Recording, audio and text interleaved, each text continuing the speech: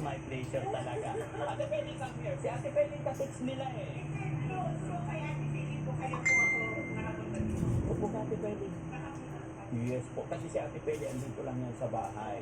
So kami kasi like last night, alas 10 na kami nakauwi for check-up ni Kuya Oliver. And then yung kabilang team naman, check-up naman ni Tatay Rudolph. And then Ate Nida. Actually hanggang ngayon, si Ate Nida mayroon siyang lab test. Nag-a-assist naman si Mami Lucia. So maybe tomorrow, bibisapin naman sila sa rin. Kaya pasensya na kayo kung maraming nagme-message, especially dyan sa mga panood nito na talagang hindi ako basta-basta nakapa-reply. Kasi pag uwi sa bahay, like kagabi, alas 10 kami nakarating. So, siguro pahinga yung tulog. Gising ako ng umaga, ayan na. Sabi niya, Sir, pagkaba ko nagpapi ako, Sir, on the way na daw yung from Hong Kong. Ay, sabi pa niya, magaganda daw yun. Kaya dali-dali ako naligo talaga. Sabi ko, nakakahiya naman. Siyempre, mga igurot yan. Talagang proved and tested yung mga yan. Magaganda. Utis pa lang ako. Walang sinabi yung... diba?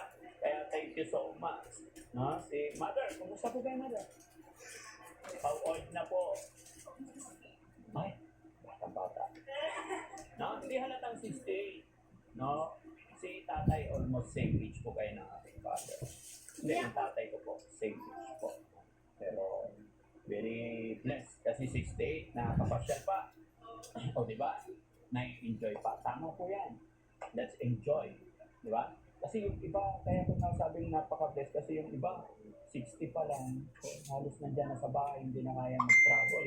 Pero si mother, kita kong healthy. Kaya very blessed, no? Yan. Nagkukulong sa kwarto niya. No.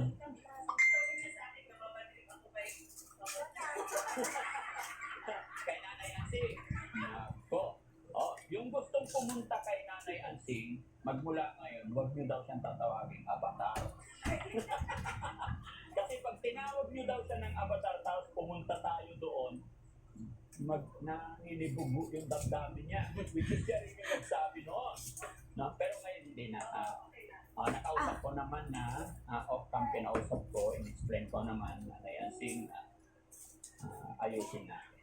Kasi alam mo ba ako, parang honestly po siyempre, in reality life talagang napakahirap ng buhay ng Nanay Ansing.